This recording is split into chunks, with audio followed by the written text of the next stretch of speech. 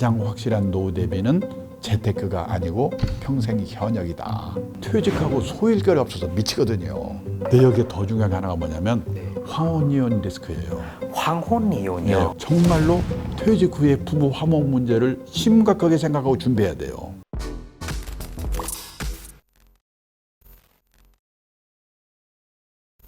우리 대표님 보시기엔 예. 아마도 건강 리스크에 대해서 굉장히 관심도 많으실 것 같아요. 네. 우리 건강에 대해서 한번 조금 말씀을 좀.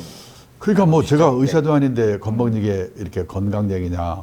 제가 경험을 해보니까요. 나이 들어서 아프면 참 장난이 아니겠구나 하는 생각이 드는데 저는 사실은 지난 10몇 년 사이에 부부가 암에 걸렸거든요.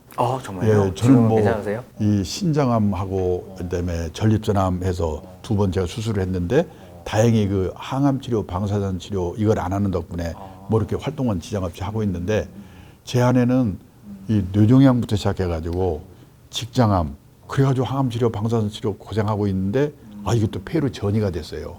또 수술하고 항암 치료, 방사선 치료 엄청나게 고생을 하고 지금도 좀 불편하긴 한데요. 이 애들은 다 따로따로 있고 근데 그때 생각한 게 뭐냐면 야 부부가 같이 있을 때 아프니까 그나마라도 이렇게 다행인데 이 혼자 된데 아프면 어떡할 건가. 이게 참 보통 문제가 아니구나. 돈만 좀 준비됐다가 간병에 쓰면 될 거 아니야? 근데 간병은 또 앞으로 만만치 않아요. 지금 일본이요. 개호대란이라고 그러고 개호난민이라고 그러거든요. 개호란 말은 우리식으로 말하면 간병 돌봄의 뜻이에요. 다 이제 후기 노령기 들어가서 돌봄이 필요한데 그런데 지금 일본의 개호 난민, 개호 대란이 왜 그러냐? 들어갈 시설이 마땅치 않아요. 짓지 않고. 그리고 해줄 요원이 없어요, 사람이. 지금 일본의 요양시설에 가보면요. 얼마나 사람이 없으면 70대, 80대 건강한 시니어를 환영합니다. 여기 가서 일하세요. 70대, 80대를 뽑는 거예요? 그러니까 보통 문제가 아니에요. 부부가 혼자 있을 때 아프는 거예요. 맞아요. 저희 부모님도 좀 많이 편찮으셔가지고 예. 이제 간병 이렇게 몇 번 이렇게 붙여봤는데 좀 코로나기 때문에 또 가족이 또 할 수 없는 상황이었었거든요. 근데 이 간병인 구하는 게 굉장히 어렵더라고요. 그래서 제가 그 강의할 때 부부들한테 그래요. 오늘 아침 부부싸움 했으면 빨리 전화해서 화해하라고. 그래도 왼수 같은 마누라라도 왼수 같은 남편이라도 둘이 건강하게 같이 있는 게 얼마나 중요한가. 근데 이제 문제는 조심을 해도 아플 수가 있거든요. 그렇죠. 네. 제 학교 선배 한 분은 고등학교 때 레슬링 선수고 대학 때는 서울농대 미식축구 선수였는데 무지 건강한 분이었거든요. 근데 얼마 전에 뭐 뇌졸중 오셔가지고 젊을 때 건강한 분이 나이 들어가지고 암에 걸려 심혈관 질환 깜짝깜짝 놀래요. 그래서 필요한 게 뭐냐면 중대질병보험 하나 나이 들기 전에 들어주는 거예요. 이게 40대 할 일이에요. 저는 사실은 10몇 년 전에 제 아내가 어느 보험회사에 설득에 넘어가가지고 암보험을 들었다고 그럴 때 제가 그때 웃었거든요. 부부가 걸리고 나니까 안 들었으면 큰일 날 뻔했어요.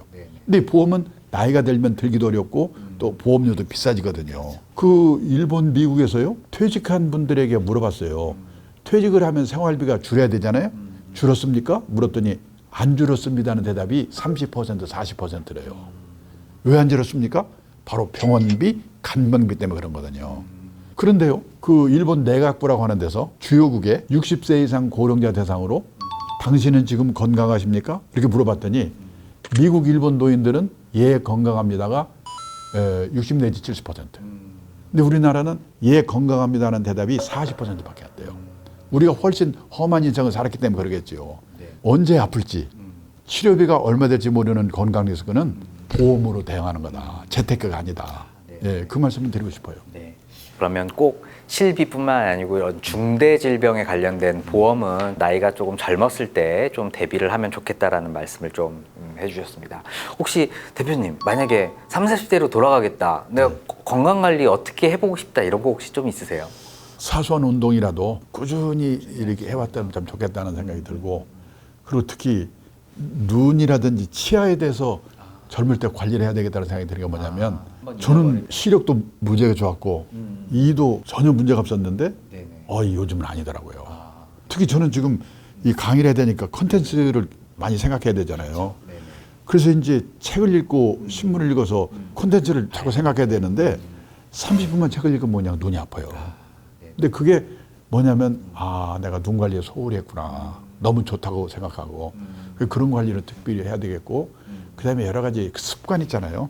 저는 다른 건 못해도 담배 끊은 건 참 잘했구나 생각이 들어요. 네네, 좋습니다. 자, 그러면 뭐 3층 연금을 들고 자녀 리스크에 대해서 한번 부부간의 고민을 꼭 한번 해보고 건강 리스크를 좀 챙기는 이 방법은 우리가 20대, 30대, 40대가 좀 해야 할 일일 것 같아요.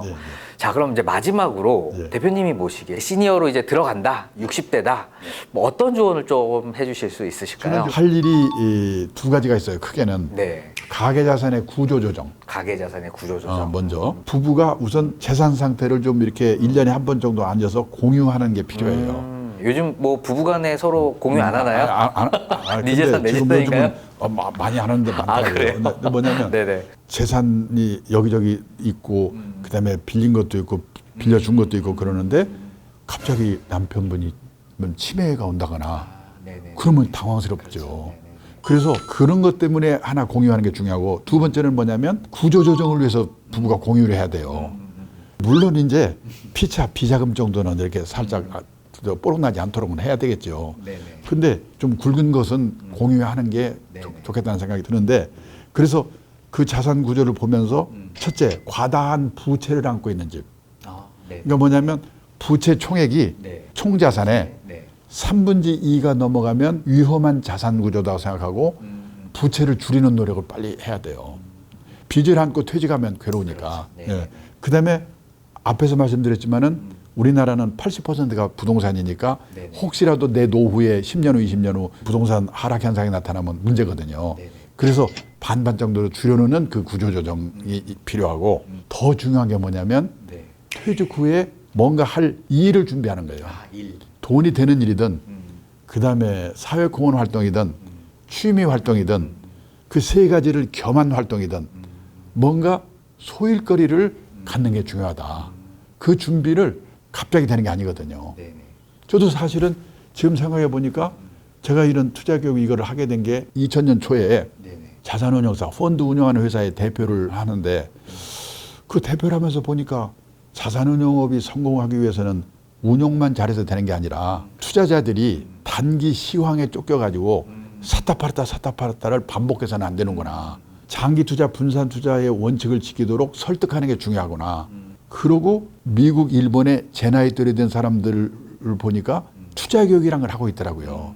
그래서 저도 마케팅 차원에서 투자 교육을 시작했어요. 그러다 보니까 베이비붐 세대의 은퇴가 시작이 되면서 저한테 그런 노후 문제에 대해서 질문하는 거예요. 그래서 또 노후 설계 공부를 하게 됐어요. 근데 이제 제가 있던 회사가 외국에 팔려가지고 이걸 뭘 할까 하다가 사장 자리 또 하나 찾아서 가봤자 한 2년 있으면 또 잘리겠지.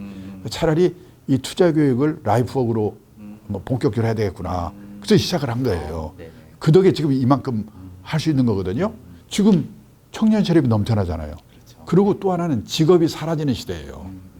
옥스퍼드 대학의 마틴 스쿨이라는 데서 고용의 미래라는 보고서를 냈는데 보니까 2033년에 되면 현재 있는 직업의 47%가 사라질 거래요. 그러니까 직업이 사라지는 시대예요. 그런데 퇴직한 사람까지 일을 한다는 게 쉽지 않거든요. 그래서 저는 바람직한 거는 현역 젊은 세대가 할 수 없는 일을 하는 게 제일 좋은 거예요.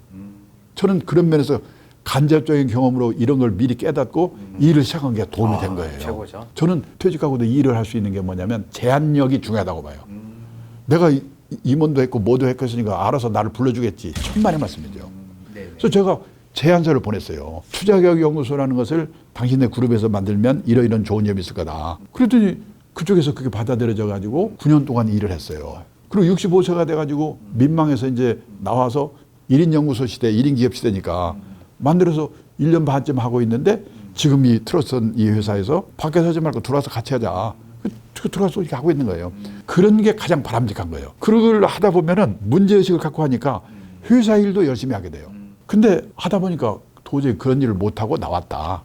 그러면 그때는 그냥 체면을 내려놓고 지금 일본에서도요. 그 퇴직자들의 하는 일을 이렇게 쭉 보니까 랭킹 1번이 뭐냐면 아파트 관리인인데 아파트 관리인 되기 위해서요. 경쟁률이 50대 1이에요. 50대 1. 아, 높네요. 네. 그리고요. 가사 대행 서비스라든지 그게 가사 도우미거든요. 제 친구는 사장인데 그 딸이 대학 나온 애인데요. 40대 중반인데 애 둘을 키우느라고 회사를 퇴직했대요.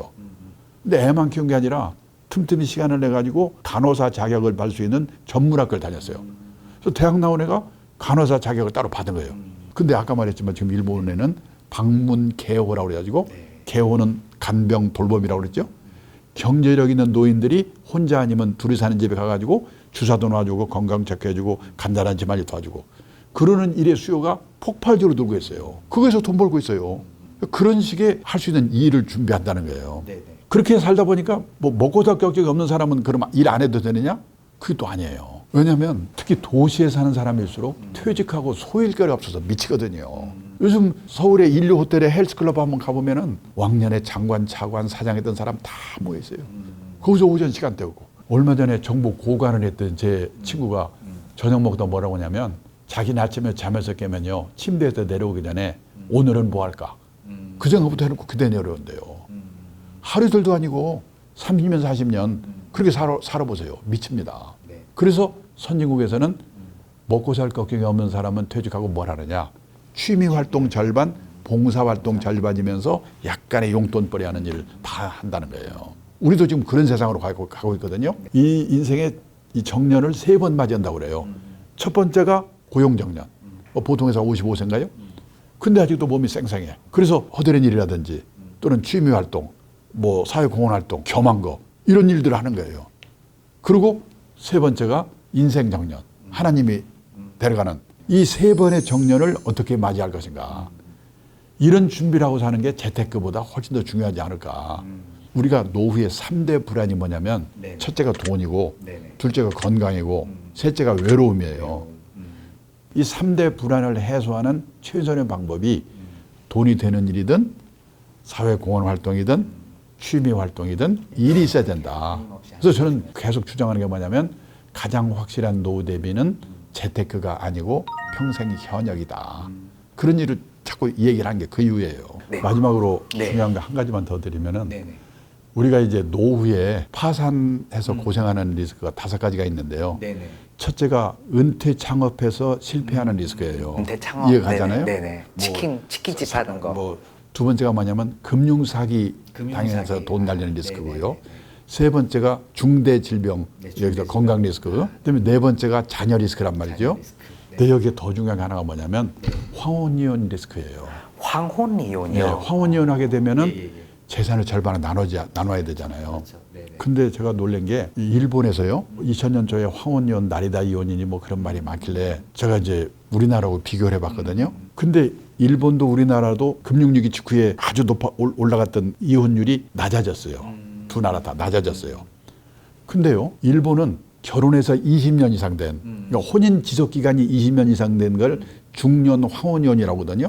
중년 황혼이혼이 전체 이혼 건수에 차지하는 비율이 1990년에는 14%였는데 2021년에는 21%로 늘어났어요.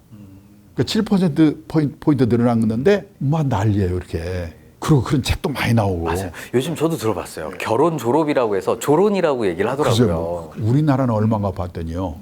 중년 황혼이혼의 전체 이혼 건수 중에 차지하는 비율이 90년에는 5%였어요, 우리나라가. 근데 2021년에는 39%예요. 아이고. 엄청난 거예요, 이게. 네, 좀 높은데요. 그런데 일본의 자료들 보면은 황혼이혼과 관련된 어떻게 피할 수 있는가 많은데 우리나라는 그런 게 별로 없어요. 그중에서 제가 놀란 게 뭐냐면 일본이 황혼이혼하는 계기 이거를 이제 조사한 걸 보니까 원래 이혼할 때 첫째가 많은 게 성격 차이잖아요. 둘째가 경제 문제, 셋째가 외도. 그게 주요 이유인데 거기 플러스 하나가 뭐냐면 퇴직하고 남편이 집에 있기 때문에. 네. 이게 이유예요. 황당한 이유잖아요. 집에 있으면 또 밥 해줘야 되고 불편하다 이거죠. 네? 여자 입장에서 볼 때 중대한 이유 중에 하나가 그거예요. 우리도 그건 마찬가지라고 생각해요. 뭐냐면 일본의 가정주부들이 남편이 퇴직하고 집에 있으니까요. 남편 재택 스트레스 증후군이라는 게 생겼어요. 증세가 뭐냐? 우울증, 고혈압, 천식, 공황장애, 암공포증, 십이장궤양, 키친드링크. 키친드링크가 뭔지 아십니까? 뭐죠? 주방에서 술 홀짝홀짝 마시는 거 열받아가지고. 아, 술. 네네네네. 이게 다 우리나라도 마찬가지예요, 지금. 저도 보면요. 옛날에는 왜 일찍 안 들어오냐고 그난리 치더니 오직하면 가장 인기 있는 남편이 낮에는 집에 없는 남편이라고 왜 이런 말이 우리나라도 생겼잖아요. 그러니까 이게 왜 그런가 조사해 보니까 우리나라나 일본은요. 남편이 현역을 있는 동안은 남편의 세계와 아내의 세계가 분단된 세계에 살고 있는 거예요. 네네. 그렇지 않습니까? 그렇죠. 한 30년, 40년 따로 놀다가 어느 날 만나니까 헷갈리는 거예요. 미국은 커플만 와. 젊을 때부터 꼭 같이 움직이는 거예요. 출장 갈 때도 허락받아야 되고 마누라 반대하면 못 가요. 저녁에 술 먹고 늦게 들어가면 이혼이고. 그리고 끊임없이 애정을 확인하고. 거기는 퇴직해서 일이 생기지 않아요. 근데 우리는 전혀 따로 놀다가 어느 날 탁 만나게 생기는 거예요. 그래서 뭐냐. 정말로 퇴직 후에 부부 화목 문제를 심각하게 생각하고 준비해야 돼요.